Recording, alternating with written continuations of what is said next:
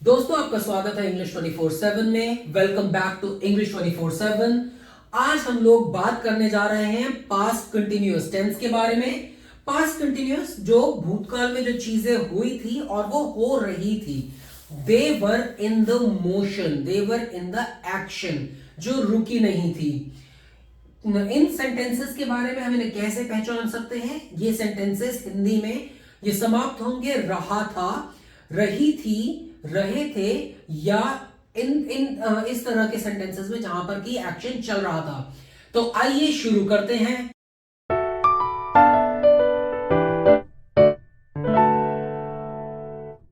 तो जैसे मैंने आपको समझाया कि जो हमारे पास कंटिन्यूअस के सेंटेंसेस होते थे, मैं आपको एक एग्जांपल दे रहा हूं। जैसे वह गा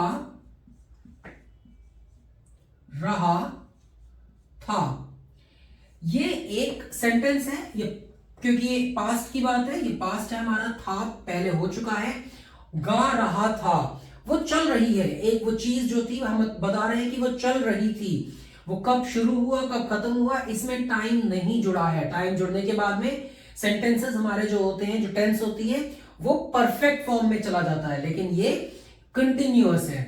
कंटिन्यूअस, अब अगर हम इसको ट्रांसलेट करें, जैसे हम लोगों ने, मैंने आपको पास्ट में प्रेजेंट कंटिन्यूअस बताया था, इसके भी उसी तरह से नियम है। यहां पर हमारा एक सब्जेक्ट होता है, सब्जेक्ट के साथ में हम इसमें अगेन, जैसे मैंने आपको बताया था, एक हेल्पिंग वर्ब यूज करते हैं। हम लोगों का जो हेल्पिंग वर्ब हमने देखा था, जो प्रेजेंट कंटिन्यूअस में था, वो इज, आर, एम थे। यहां पर हमारे जो हेल्पिंग वर्ब होते हैं,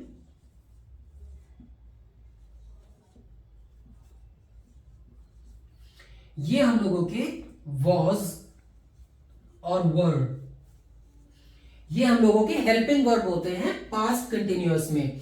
फिर हम लोगों की जो वर्ब की बेस फॉर्म होती है,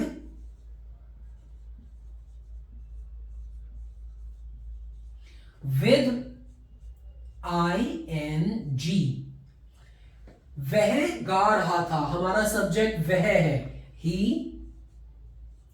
अब हमें हेल्पिंग वर्ब यूज करनी है। यहां बहुत ही इजी, बहुत ही बेसिक रूल है, जो हमारे सिंगुलर जो सब्जेक्ट्स हैं, जैसे कि यहां ही सिंगुलर है, एक व्यक्ति की बात हो रही है, उसके साथ वॉज। अगर एक से ज्यादा की बात हो रही है, were. It is very simple, was और वर्ब। सो क्योंकि ये सिंगुलर है, इसके साथ वॉज आएगा, ही वॉज singing.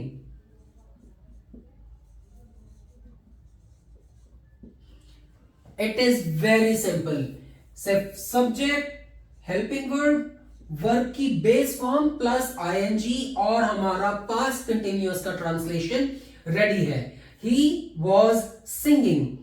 अगर हम इसमें इसको प्लूरल बना देते, वह की जगह अगर वे गा रहे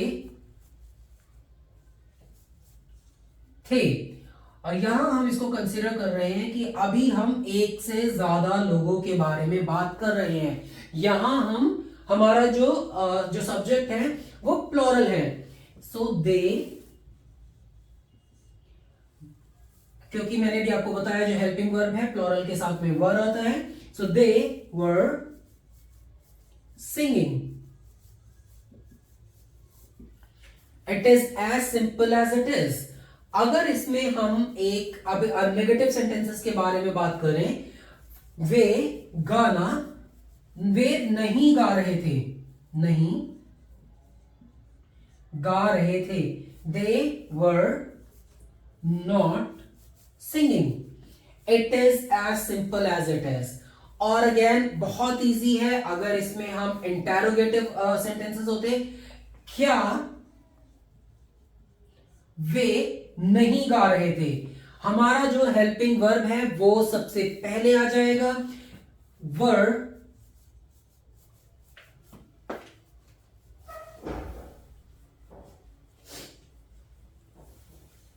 वर they not singing. Question mark. सिर्फ हम लोगों को इसको इंटेरोगेटिव बनाने के लिए हमने इसमें जो इसका हेल्पिंग वर्ब था उसको सबसे पहले लेके आए। वर दे नॉट सिंगिंग, क्या वे नहीं गा रहे थे? It is as simple as it is. अगर हम लोगों का, मैं को इसके सेंटेंसेस किस तरह से स्ट्रक्चर करने हैं, मैं आपको हर सेंटेंस का स्ट्रक्चर समझाता हूं ताकि आप लोगों को किसी तरह का कोई भी कंफ्यूजन ना रहे।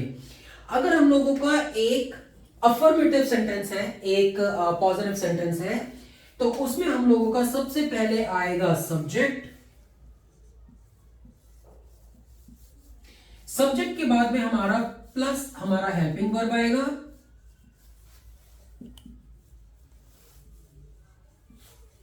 और प्लस हमारा वर्ब की बेस फॉर्म प्लस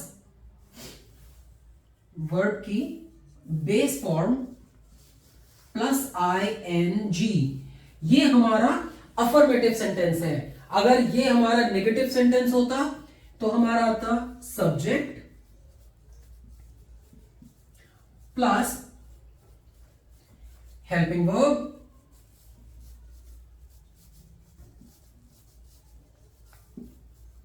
प्लस हमारा नेगेटिव डिनोमिनेटर।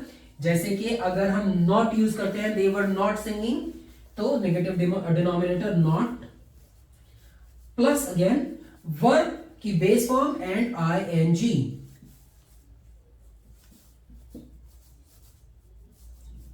ये बेस फॉर्म ही होगी। कंटिन्यूअस सेंटेंसेस में present continuous, past continuous, future continuous हमेशा वर्ब की बेस फॉर्म ही आएगी। अगर हम लोगों का ये इंटेरोगेटिव सेंटेंस होता तो हम लोगों का जो हेल्पिंग वर्ब है वो सबसे पहले आ जाता।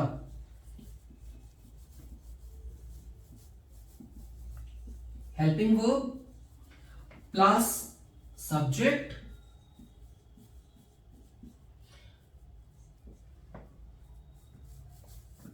प्लस, अगर नेगेटिव सेंटेंस है, हमारा इंटेरोगेटिव सेंटेंस भी नेगेटिव हो सकते हैं।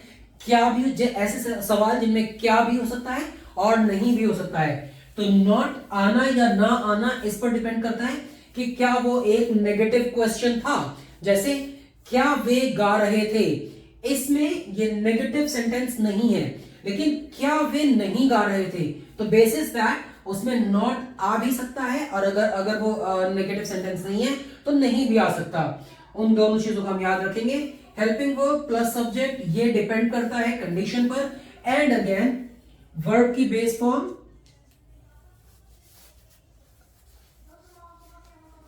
Plus ING।